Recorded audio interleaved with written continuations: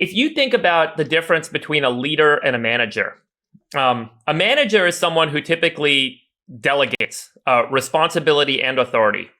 A leader is effective at synthesizing multiple people's points of view and creates an opportunity, defines a vision, defines an objective that is the synthesis of all the people that report to him, and for whom he is responsible, or she.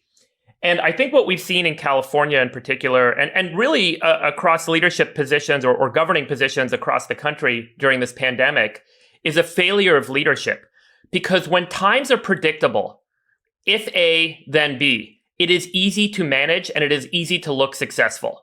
I delegate down to the person who knows best and they are responsible for the outcome and they do it well. Great. All I'm doing is pointing to the right person to run something. The pandemic is difficult and it is unpredictable. It requires the synthesis of economic information, social information, and health information.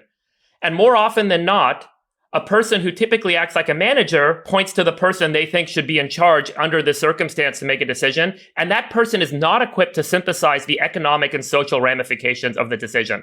So what we have seen during the pandemic is most often people in a governing position have pointed to the health officer or the medical person and said, you make the decision. And that person does not necessarily account for the social and economic ramifications of the decision they're making. A health person knows how to save lives. The best way to save lives is shut everything down. And so the test of leadership during this pandemic has been a test of synthesis and recommending an action that's associated with the understanding of the social, economic, and health implications of what's going on.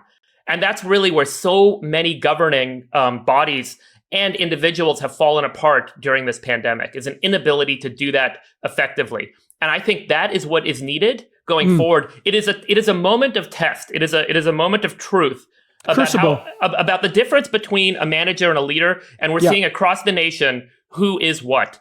And I think it is highlighting why some folks may not be best suited to do this. The second thing I'll say, and I know I'm on a little bit of a diatribe, but the second thing I'll say is career politics. We've been waiting for your diatribe, by the way. It took 19 episodes. Go. Career politicians, I think, simply should not exist. If you go back to the origins of this country, right, having your place in government, and we talked about this over email, having your place in government was meant to be something that everyone was supposed to take their turn doing. And the people that were sitting in political seats, it was supposed to be the merchant and the local farmer and the banker. And we were all supposed to take our turn representing our communities, representing our people in government. And what we've seen is people who have made a career out of being a politician. And the result of that is that their job depends on them getting reelected. In order to remain in their career, they have to get reelected, and they ultimately end up making trade-offs that don't necessarily represent the best long-term interests of their community. And this is broadly true across nations, across centuries. But it's particularly acute in the United States, where we've seen such wealth creation over the last 250 years. And what's happened is when you have career politicians sitting in these seats for so long in an environment of severe wealth creation, you end up having governments that are ineffective and creating systems that fail us. And here we are. And what we need is to have someone go in that's not dependent on the traditional folks that get people elected and fund elections and result in re-elections. We need someone that can go in as an outsider and make a change. And so my advocacy for what's needed in California, and I think nationally, and that's a longer conversation, is to find those types of folks to come in and lead and be politicians that can take a leadership role, synthesize information, and not be worried about the re-election cycle and not have anything to lose related to a career in politics.